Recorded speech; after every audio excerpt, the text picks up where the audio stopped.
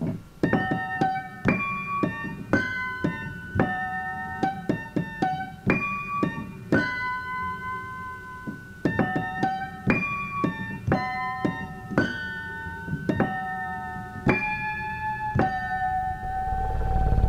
you ever laugh as the hearse goes by, for you may be the next to die. They wrap you up in a big white sheet, from your head down to your feet. They wrap you up in a big black box and cover you up with dirt and rocks. And all goes well for about a week, and then your coffin begins to leak. The worms crawl in, the worms crawl out. The worms play pinnacle on your snout. They eat your eyes, they eat your nose, they eat the jelly between your toes. A big green worm with rolling eyes crawls in your stomach and out your eyes. Your stomach turns to a slimy green, and pus pours out like whipping cream. You spread it on a slice of bread, and that's what you eat when you are dead.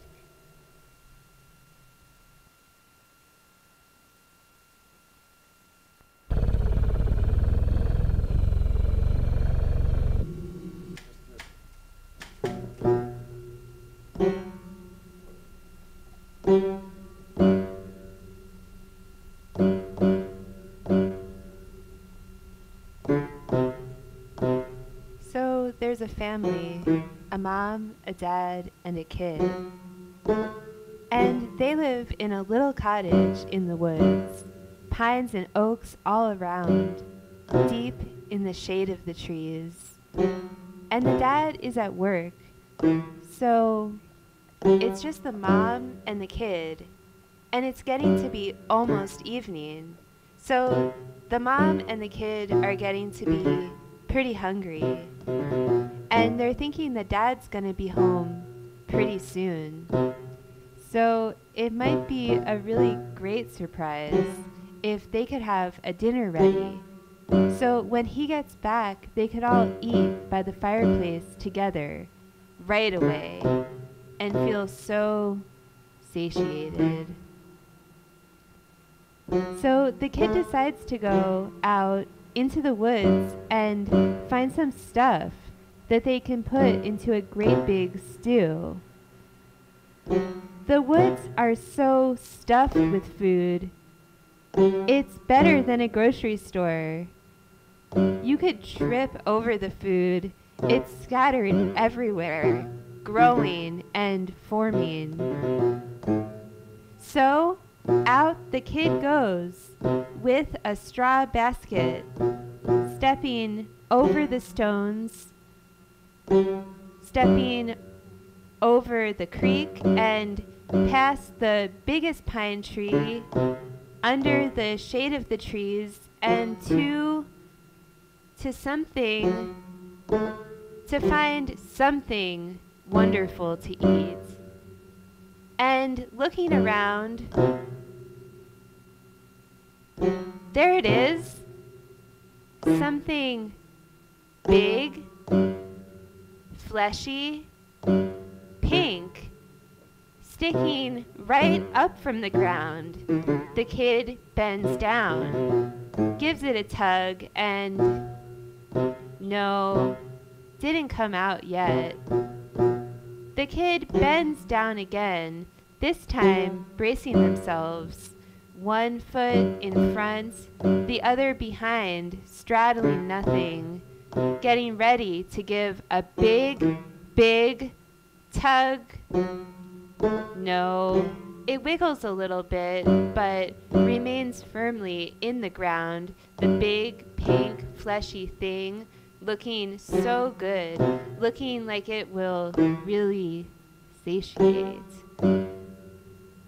bending down now even more firmly, feet pressed into the ground, and 1, 2, tug, and out comes the thing, big, pink, and even fleshier than before, and there it goes into the straw basket. And there the kid goes, feeling so proud now, hardly able to wait until they get back home, show the big pink fleshy thing to Mom, put it in the stew, eat it with Mom and Dad by the fire. So there they go, under the biggest pine, over the creek, stepping on the big stones, and running back to the house.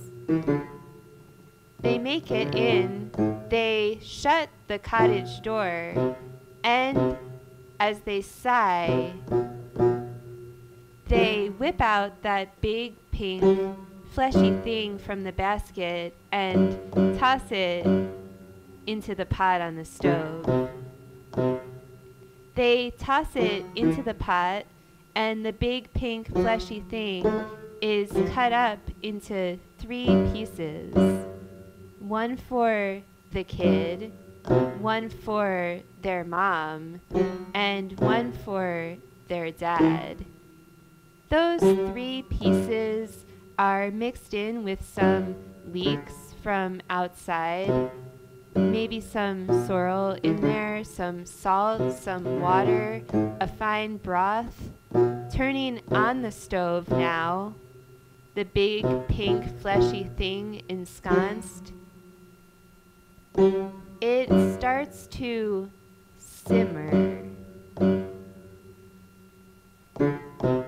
And as it simmers, the big pink fleshy thing, the leeks, everything else around it, on the stove, the smell wafts out. Soon, walking into that smell, opening the door, in comes Dad, back from a long day doing whatever he does. And soon enough, all 3 family members, the kid, Mom, and Dad, at the table, ladling out the stew into 3 big bowls, plop for the kid, their own piece of the big fleshy thing, plop for the mom, her big piece of the fleshy thing, and a 3rd plop for the dad. Fire burning, getting so satiated from the thing, getting so tired. The sun here is starting to set early, turning into fall, and the trees all around the house throwing so much shade down, even blocking the moonlight, even blocking any trace of the moonlight, getting real dark, fires still burning, and getting so tired and so satiated from the stew with the big pink fleshy thing. Ah, says Dad. Says the kid. And says Mom, being real satisfied. Pretty soon, drifting off to bed, 2 sets of footsteps going down the hall to the master room, Dad and Mom.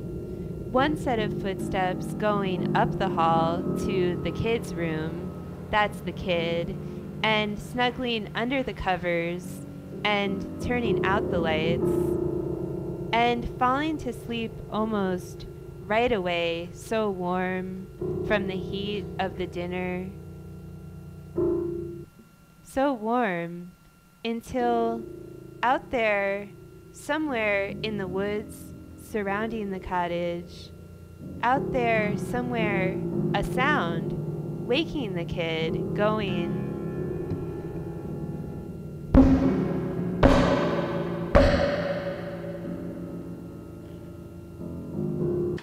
but... Not a problem. It's just some sound. Animals becoming emboldened this time of year when the sun goes down so early. Who knows, thinks the kid, and pulls the cover up over their chin and scrunches their legs up, stretches their legs out, and soon enough drifts back into a fine sleep until, this time, a little bit closer to the door.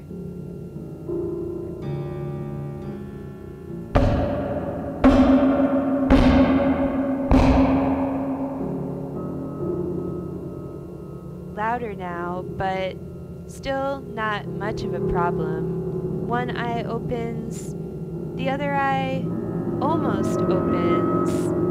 The cover comes up a little bit closer to the kid's eyes, still feeling so cozy, so satiated from the dinner, the big pink fleshy thing.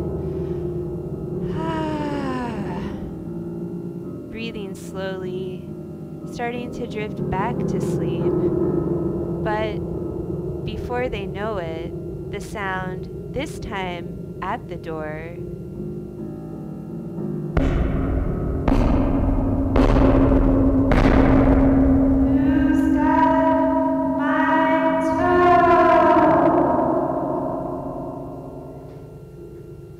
says a voice.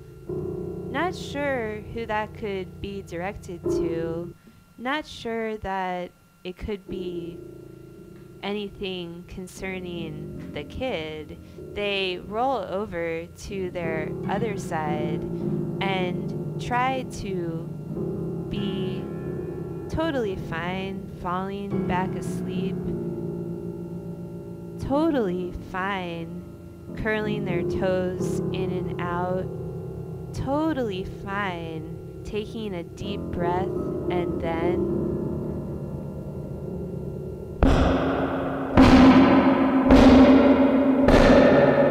who's got my toe? The voice this time inexplicably louder. Inexplicable except for if somehow the owner of the voice had entered the little cottage and was now in the foyer. But that couldn't be.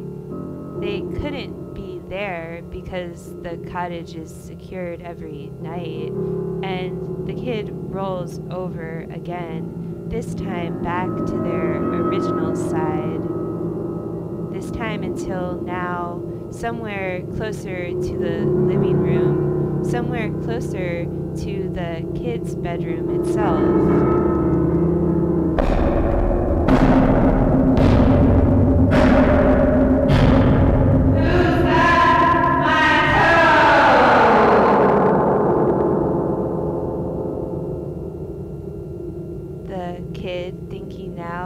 Back to that gloriously satisfying and satiating dinner, back to that great big stew, the pink fleshy thing picked from the ground, thrown into the straw basket, going past the big pine, over the creek, over the stones, back into the house so proud.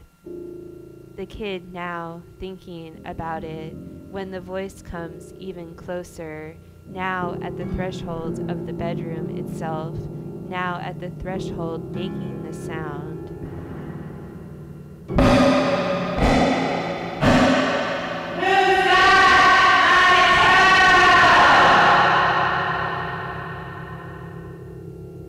No longer is the child convinced that this is all a mistake. No longer is the child convinced that they can just roll over, pulling their cover up even higher and fall back asleep. Now their leg is sticking out over the edge of their bed. Now their foot is getting cold, no longer even under the covers. Now they don't even care because they can't even feel their foot at all. They can't even feel their leg at all because they're frozen in fear, and they're frozen when they hear the sound once more.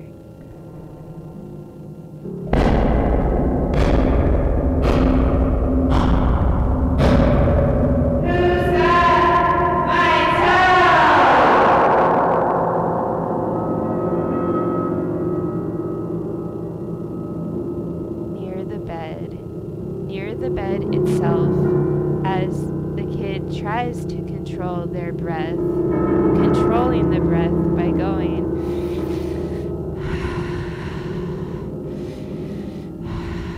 and remembering the warmth of the fire, the feeling of sitting at the table with their mom and dad, the safety they felt not such a long time ago, before the moon rose all the way into the sky, before the oaks and pines blocked the moonlight hanging over the cottage, before all of that happened, and before the sound was now coming from inside of the closet.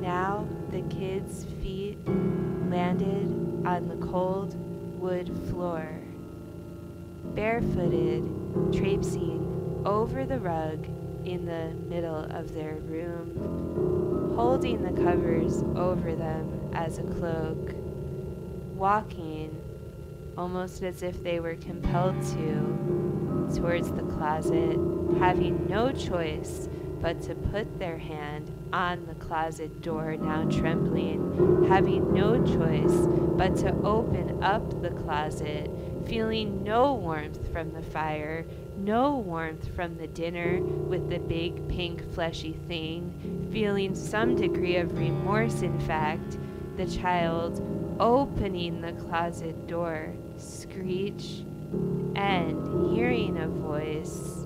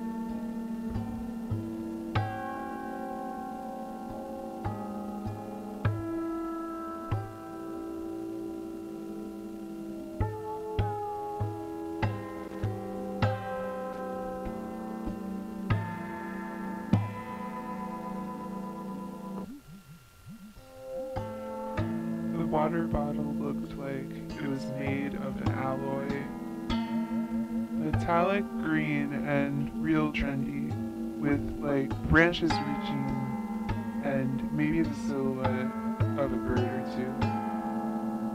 It was summer.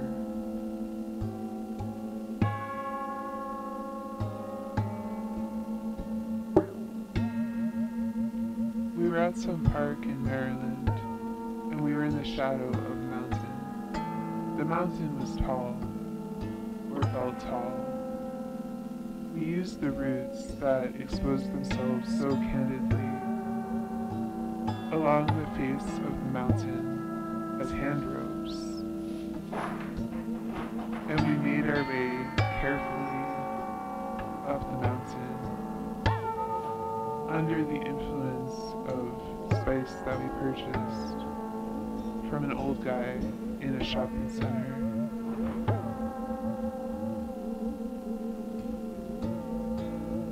The spice made everything feel long and slow, but we were making it. The plastic top of the water bottle with the mountain climbing keychain still affixed came off of it when we were on that big tall mountain to the very base from which we'd come.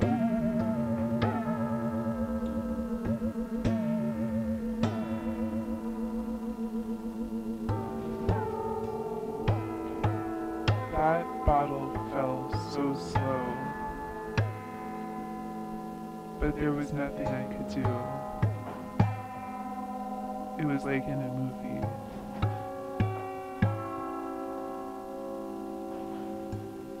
Total awareness of the situation meshed with helplessness. So beautiful, I thought. So hopeless. The shadow was cast on the water bottle, on the table, on the cast.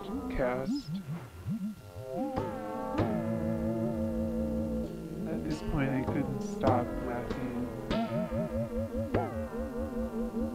Stood there, holding on to a root and laughing for a long while.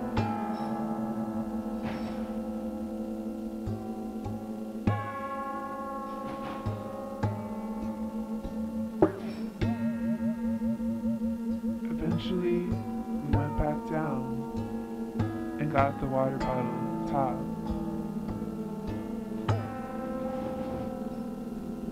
The shadow cast on the roof, cast on the street sign before. Roots. Later that same day, I forgot the water bottle on the park bench, but I remembered and went back for it.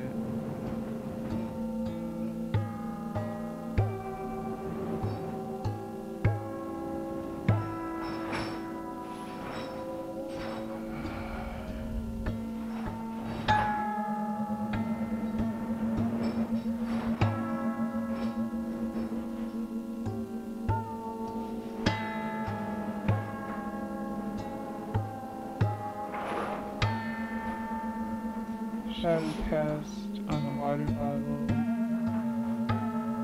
cast, table, roof.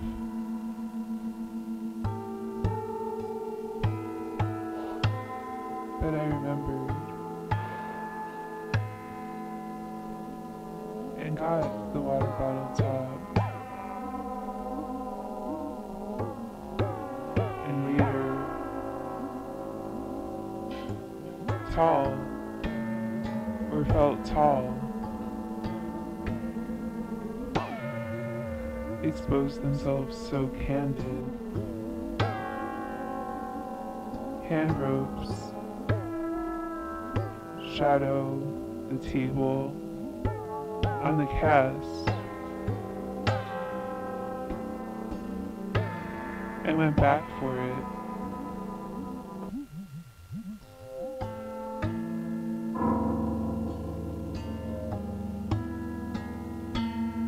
With branches reaching, maybe the silhouette of a bird or two.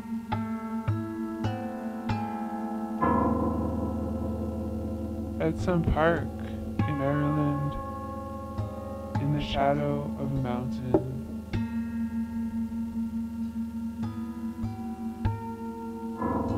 From an old guy in the shopping center, long and slow.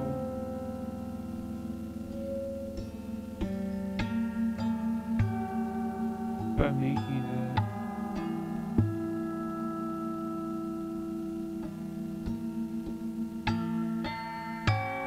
Total awareness of the situation, meshed with helplessness.